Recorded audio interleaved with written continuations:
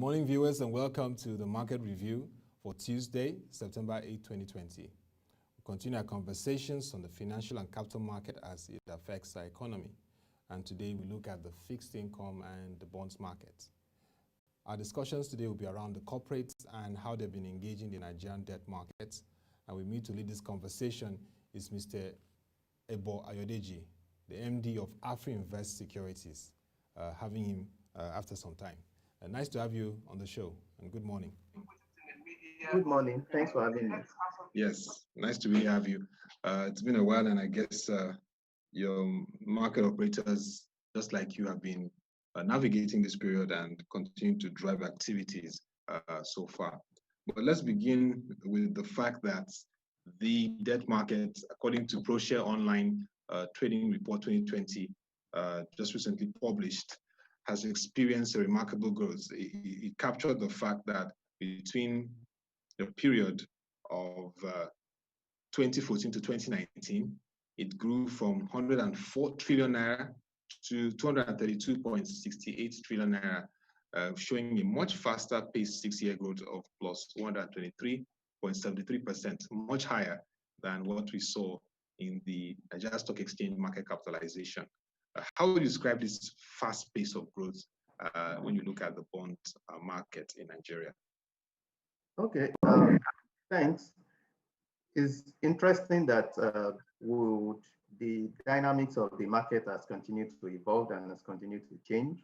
From last quarter last year, we starting with the segmentation of the treasury bills market, where you have domestic and institutional investors being able to participate only in the Nigerian treasury bills market, while the banks and the foreign portfolio investors are the only one that can participate in the OMO market, that's open market operation market.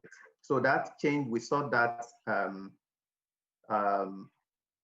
that difference in rates. So there was a differential in rates, and as we were seeing maturities from the OMO bills, that for most of the maturities could not be reinvested into OMO bills. They had to find their way back to the NT bills. So as a result, we see that continued pressure in rates. But one thing that also does was that what that did was that we saw that opportunity for it brought opportunity for the corporates to also take advantage of the low interest rate environment. So by and large, we've seen that continued increase in our debt. We can also see, because of the shortage in revenue from the government, they have also increased their borrowings in 2020. I think about 2.9, their target is about 2.2 trillion, and they've done about 1.9 trillion so far. So that has also added to the market cap, both from the NSE angle and for the FMDQ angle. But when you look at in terms of activities, so you still continue to see more activities from the FMDQ OTC market than what you see from the NSE. Yeah. And in terms of the market capitalization for last month, the ProShare August 2020 Capital Market Service Report showed that the debt market size was 28.6 trillion naira. And I must admit, for the first time in this year, the NSE market cap came first. You know, prior to now, it's always been the debt market, the FMDQ, leading in the capitalization spread. So the NSE led by 29.4 trillion, while the FMDQ debt market led by 28.6 trillion. But what's the assessment in terms of the activities? You just highlighted the 6-year analysis from the ProShare Online Trading Report. What would have been the key drivers of the fact that from January till now, the debt market size has continued to be a key player in the whole ecosystem? Okay, so thanks. We've seen investors also move to safe havens because of the increased risk environment. So we see for some investors have moved to also fixed income, though interest rate is also low. And beyond that, there's also, when you look at it from the perspective of um, options, investment, that we have been seeing that increase in corporate issuances, especially for corporate bonds.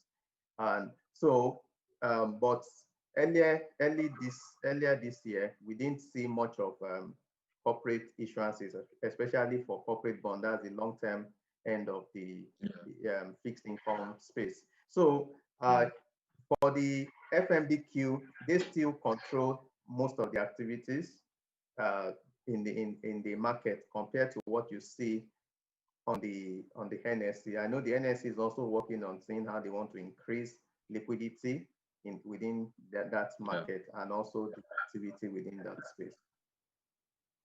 Yes. And when let's take a look at the fact that 2020 has been a special year, that the corporates have really leveraged the debt market with issuances, corporate papers, and various levels of bonds issuances. As of June 2020, FMDQ posted over 23 billion naira level, and we've seen more activities beginning the year, from Primero, the BRT company, to Guinness, to Dangote, and various companies, and even just recently, CNI Leasing, they're also planning some activity much later in this year. So will this trend be sustained in 2021? But the first part is, will you describe it as a significant year for the corporates in activities in the debt market and bond issuances? And is it thereby addressing that trend of the fact that the government has been the dominant player, but that shift is now occurring? You know, there's been this complaint prior to now that the government used to be crowding out that space, but now we're seeing more activities from the corporates. And will this trend be sustained in 2021? Okay, that's a very valid question. And because we've all been discussing the crowding out, if you look in the past years, and this, based on what the yield environment this year, we can see that it presents very interesting opportunities for corporate investors, or for the corporates. So what has informed this is just the low interest rate. So for most of the corporates, what we're seeing is the refinancing of their expensive debts, refinancing of their existing debt. So it presents that low interest rate environment because the premium has not changed. So when I say premium over government debt has not changed. So you would see, like for instance, the brand like Dangote, the premium between Nigerian Treasury bills and Dangote commercial paper sometimes can be less than 100 bips. So you would see that, and for them, I think Dangote Semesti issued commercial paper this last week. Yes. Yeah. And if you look at for the short and the for the medium and the long term, you still see a 3%, I think about 4 and 5%. So you would look at, when you compare that to the the Nigerian bills, you'll see that the premium is not significant. So with that low interest rate, so for 2021, we feel that as long as interest rates still remain very low, and I know the CBN is also, though there's an abnormality when you have inflation rate at 12.8 and you have the fixed income Nigeria Treasury bills at 3.5%. You can see the negative real return. But if we also look at flip it on the other side, so for governments, they are able to also raise money at a very attractive rate. And for them, if they look at their cost of borrowing, would have also gone down. Also, we've seen that increase in direction into the real sector. So we've seen, for most people that just settle with Nigeria Treasury bills, you just earn 15, 16%. there's no incentive for them to look at other areas. But now we now have, yes, we have the agri sector. There's been a lot of crowdfunding within that space. Yes, while we have a lot of schemes, we still have those that are genuine, that are benefiting from this low yield environment. We've also seen project-based funds that have been structured. They are able to raise money at 13, 15% because interest rate is low. So when you look at the premium, investors will still prefer to go with them. So I believe that CBN may still want to keep this interest rate very low. It's for CBN to see what can we do to bring down inflation, which is a very tall order, to be candid, with the recent hike in PMS and electricity tariff. That need to remain elevated. But by and large, if we look at what the impact, what it may bring to the real sector, now shift in focus to the real sector, we believe that in the medium to long term, we should begin to see that positive impact of the low interest rate environment in the real sector. Okay. So we hope that is the case. Low interest environment for the real sector, very critical to drive activities there. But indeed, the subscription of the commercial papers of the corporates has also been very interesting. I mean, the feedbacks has been interesting for those that haven't done debuts like Nova Merchant Bank, amongst others. Has this become the most veritable approach to raising capital amidst a challenging macroeconomic phase in the country, Mr. Ebo? Yes, I think what we're seeing is investors are in search for higher return. So you can't take your focus off inflation at 12.8 and settle for Nigerian Treasury bills at 3%. So we saw the likes of even Cardinal Stone and Investment Bank. Yes, Cardinal Stone had a very huge subscription too. But oversubscribed at 7%. So investors now are willing to take higher risk to see how they can bridge that gap between inflation and the interest rate and their return, so that the negative return can be minimized to a level. So we believe that shift. So there's been more questioning, more questioning within that that we get from investors. They now try to do their own even findings about companies, and they are willing to take the risk. So with that ability to take more risk, we can say it's positive. So you have, I just mentioned Cardinal Stone, so they may have projects they're trying to fund. Dangote Cement, trying to using it for working capital. I think Dangote Cement are also raised a bond for long-term investment. So you would see that, and they are all being oversubscribed. If you look at maturity, we are still expecting about, for this rest of this year, about 4.6 trillion naira worth of maturities. If you look at it for the corporate, even for corporate, for the corporate bonds, I think about 50 billion will still mature this year. If you also look at commercial paper, about 354 billion would mature this year for commercial paper. So in total, if you look at about 4.8 trillion maturities that you're expecting this year, most of them, and what government still needs to raise is less than 1 trillion now for the rest of the year. So you still have about 3 trillion on the table that investors will need to look for one way or the other to invest it. So we believe it's high time we, most of the corporates reviewed their capital structure and take advantage. So beyond just commercial paper, it's good to take advantage of this low interest rate environment and raise corporate bonds, which are more of long term, to lock in. You see, for the 10-year bond are single digits. So if you put a premium of 20, 30, 200, 300 basis points on, you would be able to get subscription, and you can use it for expansion. Yes, we quite agree. There's a view that really because the economy is underperforming. So trying to expand, you are not expecting the demand. But we know that latest, maybe the second half of next year, at least we should be able to bounce back to a positive region. So the growth rate may still be fragile, but at least moving back to a positive region. And there are still, we've seen some reforms that is being carried out by the government, whether they are being forced to do it based on the demand from the World Bank and the IMF. But these are some of the reforms that would open up some of those sectors. So you look at we always talk about the three subsidies. You look at the FX subsidy, they are trying to close that gap now, they're taking steps.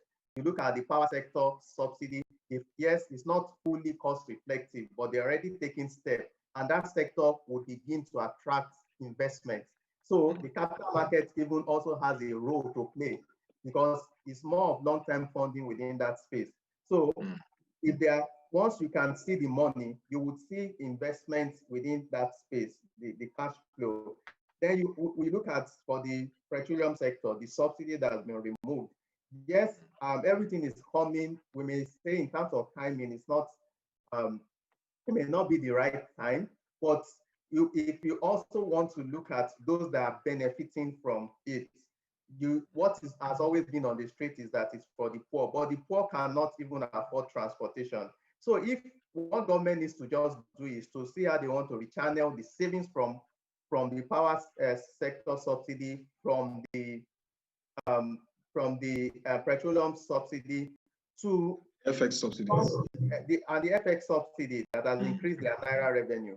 Yeah. They should see how they want to channel it to the local and the poor of the poor, and see how they can alleviate their situation.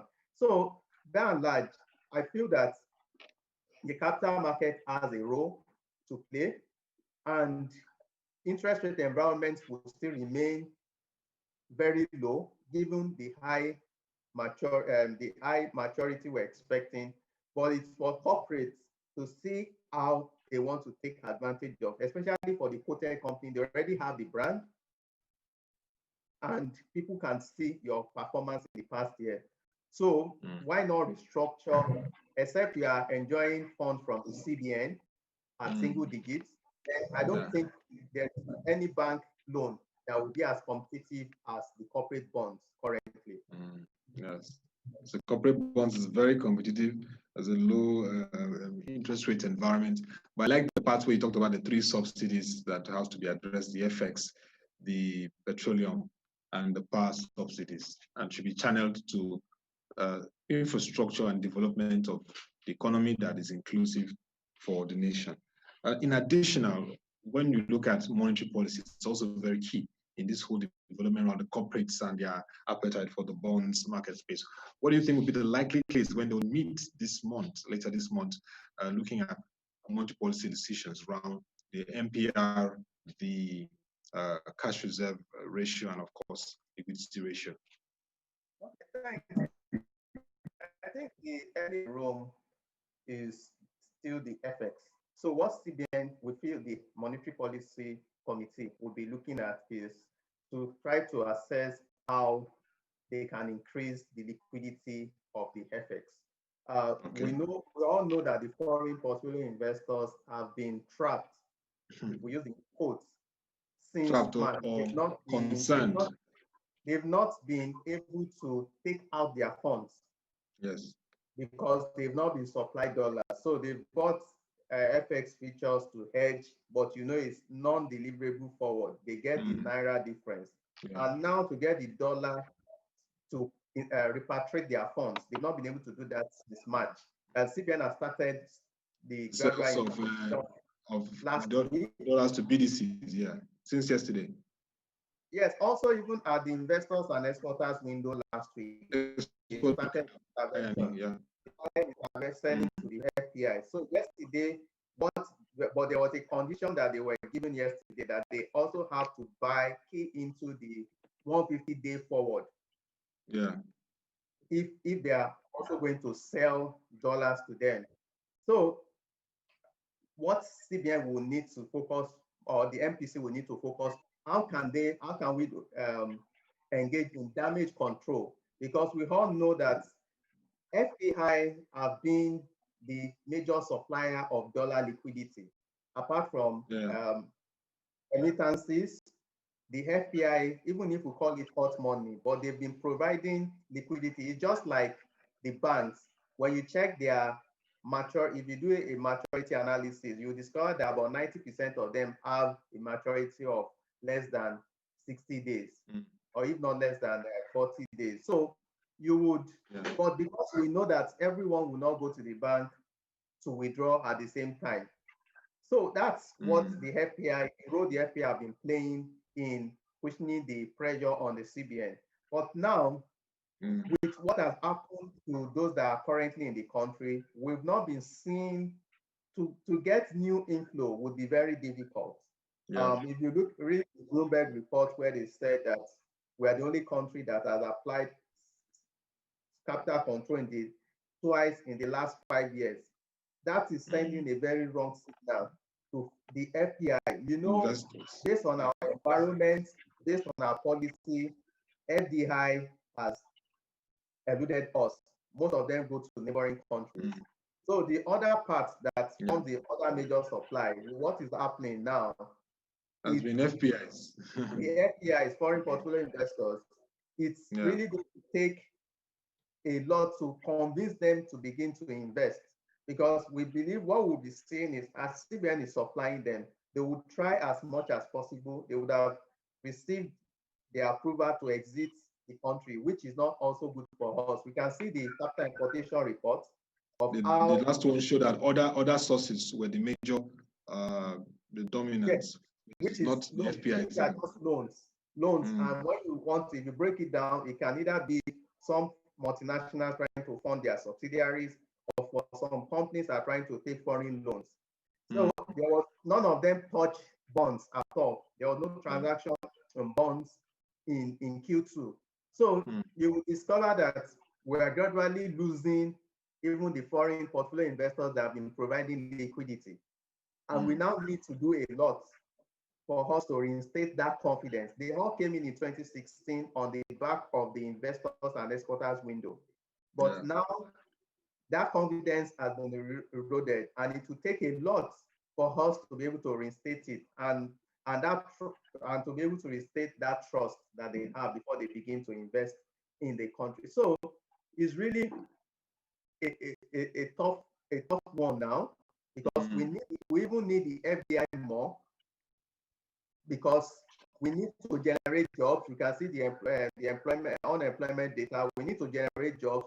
We need to add value to a lot of the raw materials. If you check the report, what we export majorly are raw materials. If we add value to them here, beyond reducing the demand for FX, you would also be able to achieve increase in jobs. And if you can increase jobs, you will solve insecurity issues.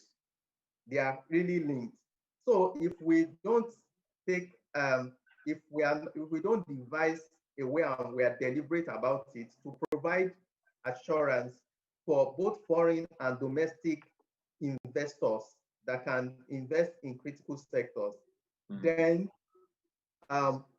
even if we recover from this recession, our growth rate will still remain fragile, and would continue, that insecurity will continue to increase, that unemployment continue to increase, and we'll continue to see the brain drain. So you see most of those people are leaving the country because for better opportunities, because by the time you look at the numbers, it's really not encouraging.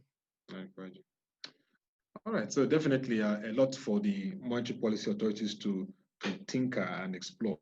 But in terms of your closing thoughts, with this trend of the Nigerian corporates and the debt market, what was the outlook? What do you see happen more? What's the trend that you expect to see going forward, even to the end of the year? Yeah, so what we expect to see is we would be looking forward to seeing more corporates taking advantage of this low interest rate environment to refinance their loans. So that even for them on a margin level, on a profitability level, it would improve their profitability because their finance costs would drop. We would see, and for government debt, we still expect that rates will remain at these current levels on the back of the maturity of about 4.8 trillion maturity, even excluding FAC allocation. So you look at the one from even T-bills coupon is also close to 500 billion. So when you had all those maturities together, we continue to pressure more on yields. And if you recall, the segmentation of the market, of the treasury market, was in October last year. So now, when we begin, by time towards the end of the year, we begin to have maturities. It will be only when you have home maturities, only the maturities tied to foreign banks. And also when you have maturities from NT-bills, it will just be for domestic. So that market will be totally segmented. And at the end of the day, we'll see that there will continue to be pressure, that low rate. CBN is trying to structure dollar OMO. We're hearing that for the first time for the foreign investors to see how they want to attract them as much as possible. But for most of them, it's going to be a matter of how do you restore that confidence to see more inflow in the country. Yeah, the confidence from monetary policy authorities in terms of how they approach FX management is very important. You mentioned the need for the FX subsidies, petroleum subsidies, and power subsidies to be addressed in a way that is channeled to deepen our economy, and also the fact that corporates can now find the debt market as a veritable step and approach to refinancing. Thank you very much, Mr. Ebo Ayodeji. It was interesting discussing developments in the fixed income and bonds market, particularly the corporates and how they've been engaging the Nigerian debt market this year. Amidst the challenging phase of the pandemic, there are a lot of opportunities there for corporates to explore the bond market. We hope to have you in subsequent editions as we discuss every Tuesday around the fixed income and bond market. But thank you for the time. It was nice having your insights.